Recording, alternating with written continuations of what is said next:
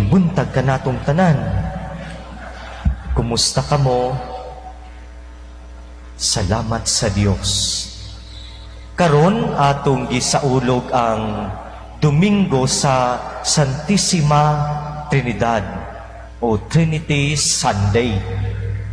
Sa tinuoray kini nga adlaw, daghan gayod mga pari ang muingon, apil na ako. Daghang mga pari ang muingon na Trinity Sunday is a preacher's nightmare.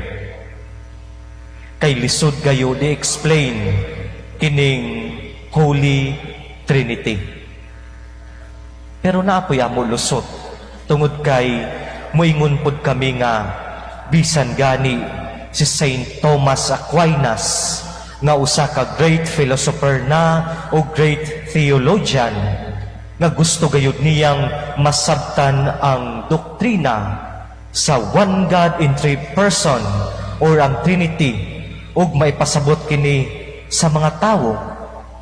Pero ang resulta, ang ending, iya na lang gi-conclude nga ang Trinity usa gayud ka mystery.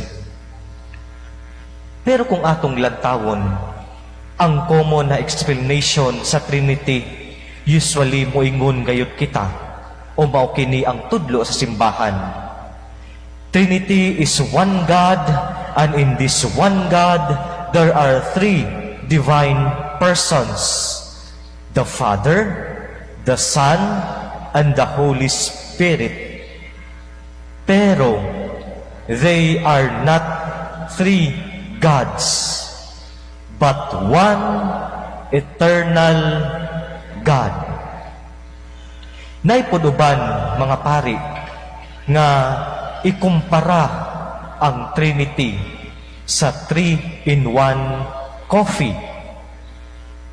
Nga ang Trinity sama sa 3-in-1 coffee. Tungod kay ang 3-in-1 coffee, naanay kape, naanay creamer, ug naanay asukal, ug nahimo silang usa tungod kay gibutang sila sa usa ka sachet. Sa ako pod, para sa ako, ang Trinity maupod ni parang usapod kapamilya. Tungod kay ang pamilya adunay composition kini og amahan, inahan, ug mga anak. Unya kung ang pamilya naghinugdugmaay, nagrespetuhay, ug maayo ang relasyon sa usag-usa, mahimo gayud silang usa. Mao nang gitawag nato na one happy family or one big happy family na himong usa. Aside sa atong pagtuo nga aduna kitay one God in three divine persons, gusto lang gayud ipasabot sa atong Dios na siya nakipag-communicate gayud kanato. Ang atong Dios nakipag-communicate gayud kanato. Pinaagi sa language nga mahikap, makita, madungog, ug dali lang gayud masabtan. Sa pagtuo nato sa Holy Trinity, masabtan gayud nato nga ang atong amahan nagpakabana gayud kanato. Bisan pa adunay atong mga kahuyang, bisan pa kita makasasala, ang atong Dios Amahan nagpakabana gayud kanato. Iyang gipasabot sa ato nga dili gayud siya halayo. Dili siya halayo sa atong kinabuhi. ug siya nagahigugma gayud kanato. Pero sa unsa na pamaagi, pinaagi sa pagpadala niya kang Hesus. Pinaagi sa pagpadala niya sa iyang bugtong na anak para kita maubanan, para kita luwason sa ato mga sala, ug para masabtan nato ang mensahe sa atong Dios Amahan, ug para ma-feel pod nato ang dakong gugma sa atong Dios. Mao nang moingon gyud kita na gihigugma gyud kita sa atong Dios. Gihigugma kita. Pero usahay daghan kanato ang magduha-duha gihapon tungod kay lantaw nato na parang dili man may gugmaon ang Dios, tungod kay anaay mga problema nga atong na-experience, o kaha dili nato ma-feel ang gugma tungod kay dili pa nato gid siya kaila. Usahay ang pamaagi sa iyang pagigugma, medyo lisod gayud sabton ang pamaagi sa pagpadayag sa gugma sa atong Dios. Usahay lisod gayud sabton. Pero kung kabalo kita sa meaning sa gugma,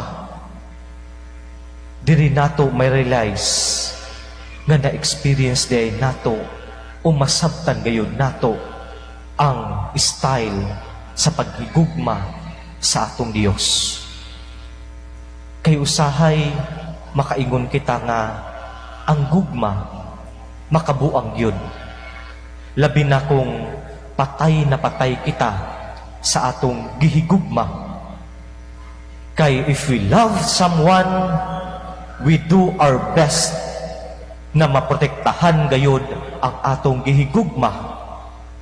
If we love someone, we do our best para gayud mapalipay nato ang atong gihigugma. Maupod kini ang atong Dios. Mura pod siya ug buang. Gipadala niya ang iyang anak para lang mamatay, o gibuhat gayud niya ang tanan, bahala masakitan siya para lamang kita maluwas, para lamang kita malipay. If we are in love, we are like God. Sa Tagalog pa, lahat ibibigay, lahat iaalay sa mahal nating tunay. If we are in love, we learn how to sacrifice. Sacrifice our pride, sacrifice our dreams, sacrifice our whole being, para lang gayud sa kalipay sa atong gihigugma. Sa pagsaulog nato karon sa Domingo sa Santissima Trinidad, hinaut unta na dili nato kinihimuon nga komplikado. Dili lang ta mag-focus sa kalawom sa pagsabot sa Holy Trinity. Pero diri kita mag-focus sa simple lang nga mensahe. Ang Dios mahigugmaon gayon. Ang Dios naghigugma gayod kanato. Ug tungod sa iyang gugma, gipadala niya ang iyang bugtong anak na si Jesus. Unya sa pagbalik ni Jesus, gipadala gihapon niya ang Espiritu Santo para padayon kitang gabayan, padayon kitang protektahan, ug para ma-feel gayud nato permi ang gugma sa atong Dios, sa atong kinabuhi. Amen. Palihog manindog ang tanan ug ipadayag nato ang atong pagtuo. Kitang tanan, nagatuo ako sa Dios nga amahan makagagahom sa tanan, magubuhat sa langit ug sa yuta, ug kang Hesukristo iyang anak nga bugtong Ginoo nato, magipanamkon sa dalang sa Espiritu Santo, gianak ni Maria nga Berhen, gisakit sa sugo ni Poncio Pilato, gilansang sa krus na matay ug gilubong, mikunsad sa mga minatay, sa katulo ka adlaw na banhaw, nisaka sa langit ug nagalingkod sa tuo sa Dios nga amahan makagagahom sa tanan. Gikan didto mobalik siya aron paghukom sa mga buhi ug sa mga minatay. Nagatuo ako sa Espiritu Santo, sa Santa Iglesia Katolika, sa kaambitan sa mga santos, sa kapasayloan sa mga sala, sa pagkabanhaw sa lawas ug sa kinabuhing dayon. Amen. Ang Santissima Trinidad sa gugma mo'y nagmugna sa tanang mga butang. Puno kita sa katingala ug kahibulong tungod sa mga talagsaong butang nga gihimo samahan sa Anak ug sa Espiritu Santo. Busa uban ang mapasalamaton nga kasing-kasing magdungan kita sa pag-ampo diha sa pag-ingon. Among mahigugmaong Dios, pamatia kami. Among mahigugmaong Dios, pamatia kami. Diha sa Espiritu sa imong kaambitan, hinaot nga ang among mga leader sa simbahan, mamahimong matinud-anon nga mga ehemplo, ug mga salamin sa imong gugma ug himaya, ngadto sa mga laiko nga matinud-anon, ug sa tanang mga tawo sa maayong kabubuton. Mag-ampo kita sa Ginoo. Among mahigugmaong Dios, pamatia kami. Dinasig sa imong walay katapusan nga gugma, hinaot nga ang among nasyonal ug lokal nga mga leader ug kami ang mga lungsuranon, kusganong magpreserbar ug magpasiugda sa dignidad sa matag tawo sa tanan nga level sa among katilingban.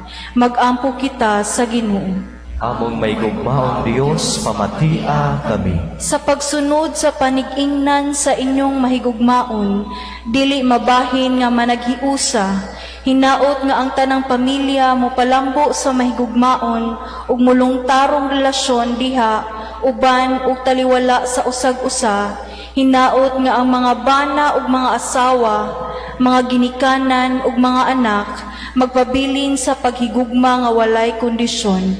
Mag-ampo kita sa Ginoo. Among mahigugmaong Dios, pamatia kami. Hinaot nga ang mga gagmayng katilingban simbahan, maningkamo sa pagtrabaho uban ang mas dakong panag-uyon ug kalinaw, taliwala sa mga membro sa simbahan, taliwala sa ilang mga limitasyon o kagamay.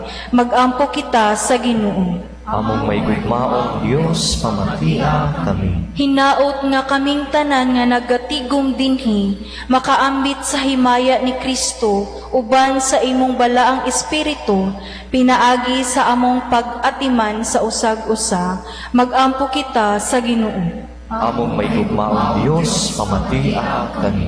Hinaot nga ang mga sulugoon sa Dios, Obispo Teofilo Camomot ug Padre Joe Chevalier, mabayaw na sa kanungganan sa altar. Mag-ampo kita sa Ginoo. Among mahigugmaong Dios, pamatia kami. Sa pagsulod nila sa ilang walay katapusang puloy-anan uban kanimo, dawatang among mga minahal sa kinabuhi nga mitaliwana sa imong gingharian. Mag-ampo kita sa Ginoo. Among mahigugmaong Dios, pamatia kami.